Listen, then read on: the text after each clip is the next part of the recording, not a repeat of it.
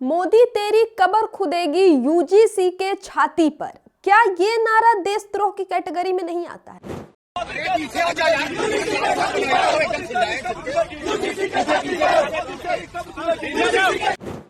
नमस्कार दोस्तों, पूरे देश भर में यूजीसी एक्ट के खिलाफ विरोध प्रदर्शन चल रहा है। देश भर में जो जनरल कैटेगरी के लोग हैं, जो स्वर्ण समाज के लोग हैं, वो सड़कों पर उतर आए हैं और लगातार इस एक्ट के विरोध में प्रदर्शन कर रहे हैं। साथ ही साथ सरकार के खिलाफ नारेबाजी भी जमकर की जा रही है। इन सबके बीच एक नारा उत्तर प्रदेश के गोंडा से निकल के आया कि मोदी तेरी कब्र खुदेगी यूजीसी के छाती पर।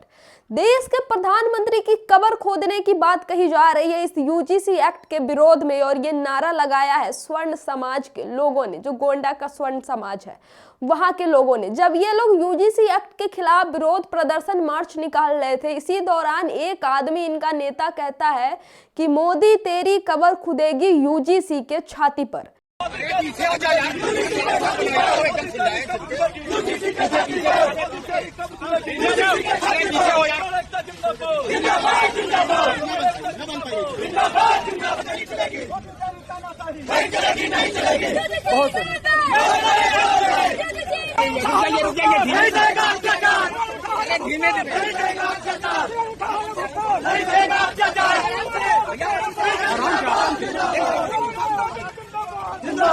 दोस्तों सोच के देखिए, अगर यही नारा जेएनयू में लगता है तो लगाने वाले देशद्रोही कहे जाते हैं। भले भी छात्र क्यों ना हो, भले ही वो उच्च शिक्षा ग्रहण करने वाले छात्र क्यों ना हो, पीएचडी स्कॉलर क्यों ना हो, उन्हें देशद्रोह बता दिया जाता है। यूएपीए लगा दिया जाता है, नेशनल सिक्योरिटी एक्ट लगा दिया जाता है, देशद्रोह राजद्रोह की धाराएं जोड़ दी जाती है।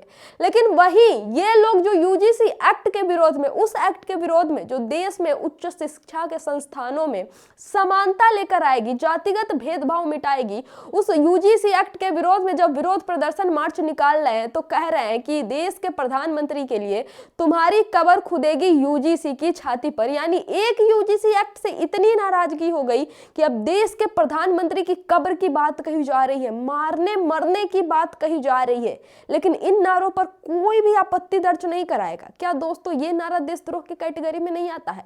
या फिर आखिरकार देशद्रोह के श्रेणी में कौन से नारे को रखा जाएगा, किन लोगों द्वारा लगाए गए नारों को रखा जाएगा?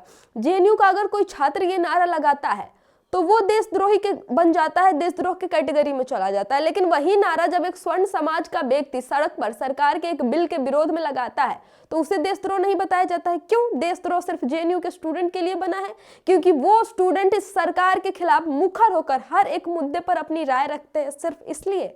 दोस्तों कहा जा रहा है कि मोदी तेरी कब्र खुदेगी यूजीसी की छाती पर।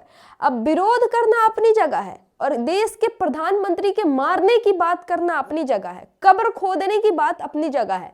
जब किसान आंदोलन में किसी ने बीच में घुसकर यह कह दिया कि मोदी तेरी कब्र खुदेगी, ऐसा कुछ एक नारा लगा दिया था, तो भारतीय मेन स्ट्रीम मीडिया ने टीवी पर डिबेट में बैठकर नंगा नाच मचा दिया था कि ये तो किसानों का आंदोलन है ही नहीं, ये तो खालिस्तानियों का आंदोलन है, यहाँ तो देश विरोधी नारे लगाए जा रहे हैं।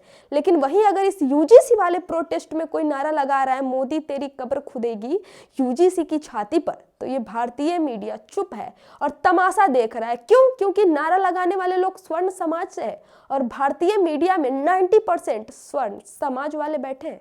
इसलिए वो मुंह में दही जमा के बैठे और देशद्रोह नहीं बता रहे और नहीं कह रहे कि भैया ये तो देशद्रोही नारा हो गया। क्यों?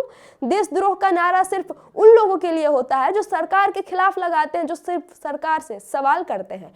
मीडिया का भी दोहरा रवैया और सरकार का भी दोहरा रवैया। लेकिन देखना यह होगा कि मोदी तेरी कब्र खुदेगी का नारा लगाने वाले शख्स के खिलाफ कोई कार्रवाई की जाती है, एफआईआर दर्ज की जाती है, किन धाराओं में एफआईआर दर्ज की जाती है, यूएपीए लगाया जाता है कि नहीं, देशद्रोह की धाराएं जोड़ी जाती हैं कि नहीं, क्योंकि ये स्वर्ण समाज से आते हैं या फिर वोट बैंक के लिए, सब जायज है।